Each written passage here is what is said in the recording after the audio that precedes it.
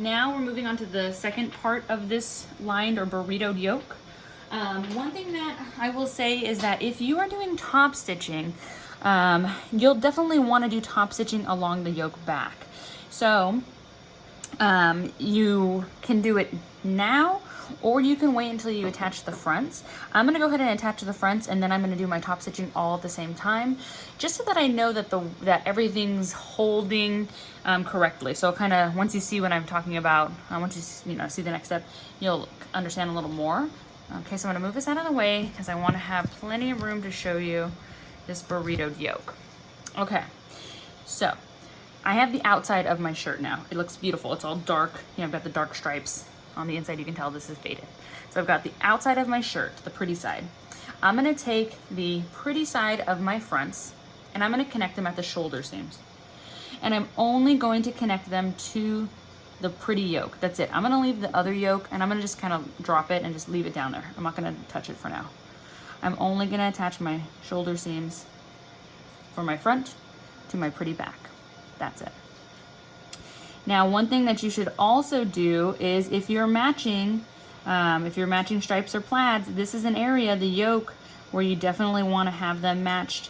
So you'll kind of see here that I'm going to attempt to get my shoulder seams to match up.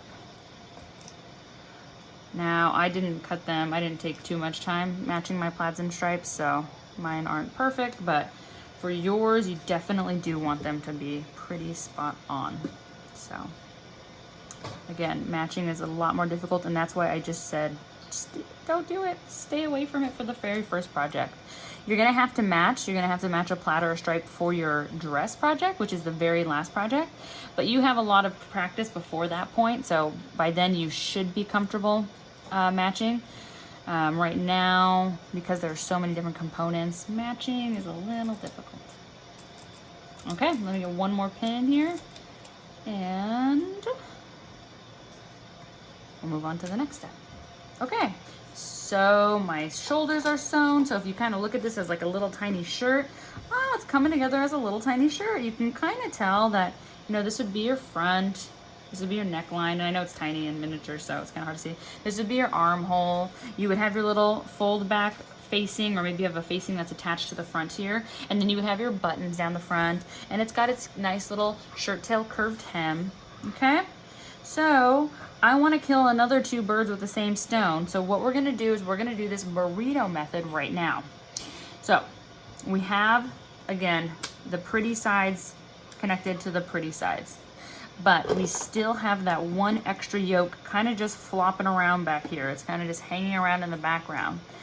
I want that to be connected too. So what you're gonna do is you're going to take your fronts and you're gonna roll them up. And this is why I call it the burrito method, because it's like, I guess you can call it the taco method too, taco burrito meat. You're gonna roll up your shirts. These are gonna become the meat or the cheese of the burrito, okay? And then what you're also gonna do is you're gonna roll up your back. So you've rolled up your front. Now you're gonna roll up your really big back piece. Rolling, rolling, rolling, rolling, rolling, rolling, rolling. And now you'll see that now that you've rolled everything up, now you have access to that stitched in yoke lining, and you have your pinned yoke exterior, the pretty yoke. So what you're gonna do is you're gonna keep everything rolled and kind of smushed, and you're gonna take the pretty side of the yoke lining and you're gonna connect it to the pretty side of the yoke back. So if you look and you go to pin these, it kind of looks like a burrito. And that's why we call it the burrito method, because now you have this big fat kind of glob of shirt just kind of stuck inside of the seam. So I'm gonna make sure that I'm not pinning, and I got a little bit of that shirt front pin, so I'm gonna push all of that out of the way, being really careful to kind of smush all of the meat of that burrito down and only pin the yolks themselves. Okay, I'm just gonna stick my finger in there, make sure everything's pushed away. Okay, does that make sense? I hope that makes sense to everybody, that I've rolled up my fronts, rolled up my back. I'm taking the pretty side of my yoke and I'm connecting it to the pretty side of the other yoke, to the outside yoke. Okay, and there just so happens to be this front that's sandwiched in between. So I like to kind of ignore it. Don't look at it, ignore it. Okay, easier said than done, I'm sure. But, and again, just kind of make sure the whole time that you're pushing everything down and that nothing is being caught in the stitch right now in the pins. Go ahead. Okay, so again, looks like a little clothing burrito. Everything's kind of encased. It looks very bizarre, very strange. How's this gonna work out? But it's going to, I promise. So let me go ahead and stitch that seam for you. Let's get this camera pointed at the machine so you can see. And again, I'm gonna just give it one last push down to make sure everything's out of the way.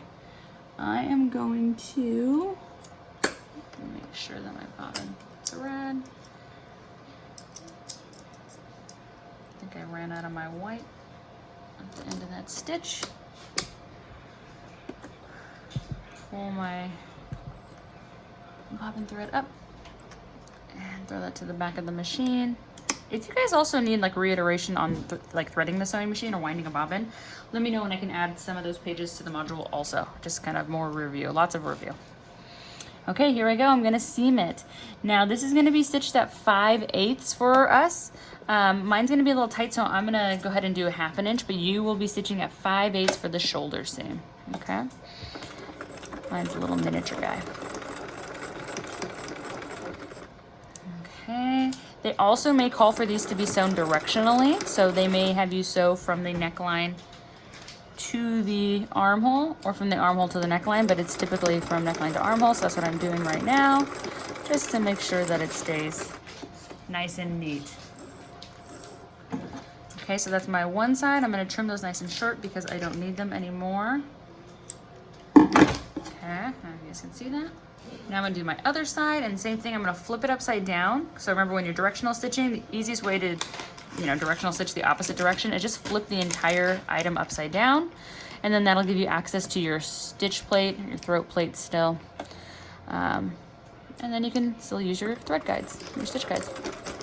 Make sure to back stitch. And making sure to remove your pins as you get to them. That way you don't break a needle or break a pin. That's something that you might want to invest in, is maybe just like a one container of extra universal needles for your machine, just in case you break one at home.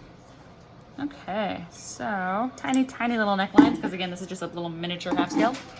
Okay, oh my goodness, look at that. It looks like a burrito still. And it's like, how is this gonna become, how do I get this out of here? It's actually really easy. So what I'm gonna do now that I have it stitched, I'm gonna press it first and foremost. I'm gonna press it open. So I'm gonna bring my iron over.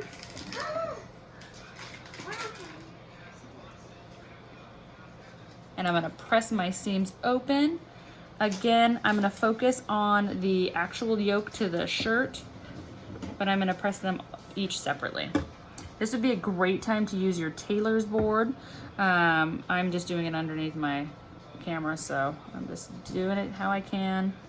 But this would be a wonderful time to use the tailor's board because it has the pointed ends that can fit into small areas. So also a mitt, tailor's mitt would be nice so that you don't burn your hands if you're doing it my way. Okay, I'm slowly and carefully going to pull the fabric, and you can choose to pull from the neck or from the armhole. I'm going to pull from the armhole because it seems a little bit bigger and a little bit safer. So I'm very carefully going to remove. Actually, I'm going to come through the neckline just because I think I could flip them both simultaneously. Let's see if I can get them both to kind of come through at the same time. Okay. Yeah, I think I can. A little easier. Okay, so yours won't be as tight because yours is obviously going to be bigger than mine. But I'm going to pull inwards because I think I can maybe get them both to flip at the same time. What's happening is the fronts are going to pull through first. So I'm going to get the other front to pull through. And then once you get the fronts through, then you're going to try and get this back through. So I'm pulling this back too. And again, this is why I think stay stitching is so important to do at the very beginning, because right now I'm warping the heck out of my neckline because I'm pulling on it. Again, yours isn't going to be so tight because yours isn't going to be a teeny tiny half scale, but you're still going to be pulling through, you're still going to be pulling fabric through the neck hole. So I would highly suggest doing your stay stitching early on, but again, yours might wait until you've done the shoulder seams, and it might have you stay stitch right after this step. So excuse me, do what your pattern tells you to do. Again, yours is not going to be anywhere near as tight because yours is not a miniature. Okay, it's looking so good already. Let me move the sewing machine back a little so you guys can get a better view of this. Hopefully you can see that now I'm on the inside of my garment. So this is dark, light, light, light, light, ugly, ugly. If I flip this, now I have this beautiful bottom of my shirt to my yoke to my shirt fronts, and it's beautifully lined. Sorry, my daughter's having a freak out upstairs if you can hear her screaming. So this is that double yoke, and the reason why I have you cut two is because I want everybody's to look this beautiful when you hang your shirt up on a hanger. So, you know, you're gonna have it on a hanger, the lapel or the collar portion is gonna be folded down. So when it hangs, you want it to have this beautiful hanger appeal. It would look great. Imagine having a tag here. It would look so well made. So that's the burrito yoke method. If you guys are doing any top stitching, you're gonna wanna do your top stitching now. So make sure to do that before you move on to like the sleeves or anything. What you're gonna do when you top stitch is you're gonna stitch, oh gosh, about a 1/16 or an 1/8 of an inch away from the seam here. And it's just gonna be a slightly elongated length of about 2 7/4 or 3. And it's going to go all the way across the bottom of the yoke and all the way across the shoulders here. And these are just gonna be top stitched. Once you do that, then you're going to go ahead and you're just gonna baste together at 1/2 inch, the opening here on the yoke and the opening down here on the yoke. Okay, so that is your burrito yoke seam.